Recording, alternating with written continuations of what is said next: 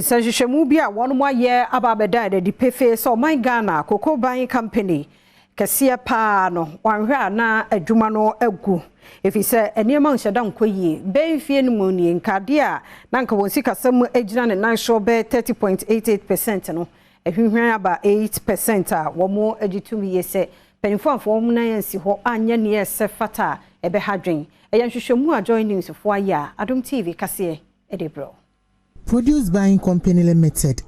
Adwumakuo Kasee Ghana hanom no wonom eneto koko ehine meboso meda na etoso du miensa afi apema hankono ne edu otwe ba akomu ena wonom ehase adwuma ewo man nso kanea na ewo adwumakuo yi mu a na ma koko akuafo enidaso no sesi kamia yesesa kanea no edum kura. Staff salary, they were owing us 3 months, but currently they've paid the 3 months, but as we speak, we don't know when our next salary payment is coming, and we have no idea. Ewo mensini ahudo mu entumi entofa nwu emu wono tracks mu ntino koko boto dodo a nkesese wotumi edi free nkura ahudo mu ekọ wono deposit no wontumi enya ne sa. Sese purchasing clerks eti PBC 4 asoye na wonum a woni wonum esi akan ewo koko dwadie mu no woni wonum edidwa esan se koko akuafo a woton wonum koko beans ema adwumakuo no woni sika wodi betua wonum ka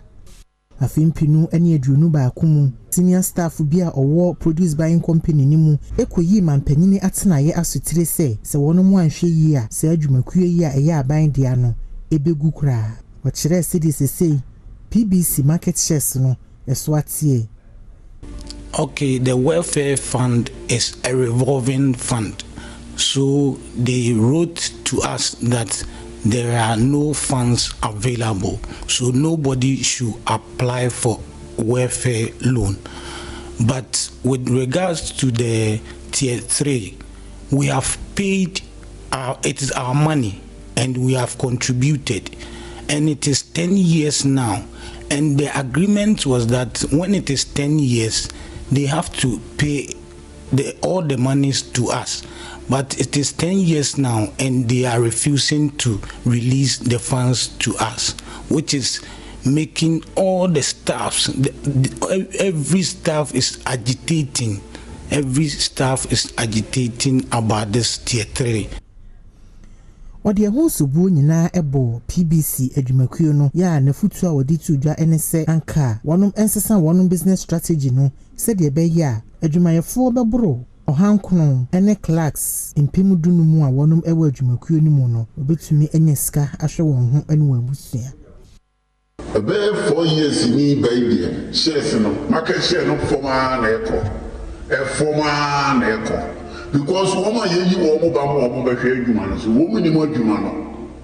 appointees government appointees na do woman ba enti obo wo a wo ba akoko na adwuma no kura woni mo hwe no an se ye na be transfer wonya adwuma enti ba ka share no di e company di e ba wo tumi nka anokure no enkyere pieces na ye no wo mo ye adwuma na ye nso no ye ne pharmacy ne tie kura ase ho and you pharmacy in situation can do baby and any one company investigator ma see a pharmacy ya to be copelo near who's our children that is here about pharmacy kakra on tezo on beti koko no October no omotria e bi dia correct me cover 1 year na pharmacy dey akrache foreigner so company ni mo hwe wo investigator kra ba sika ni to go kra wo munya bi ma e be da na bonya bi dia abobose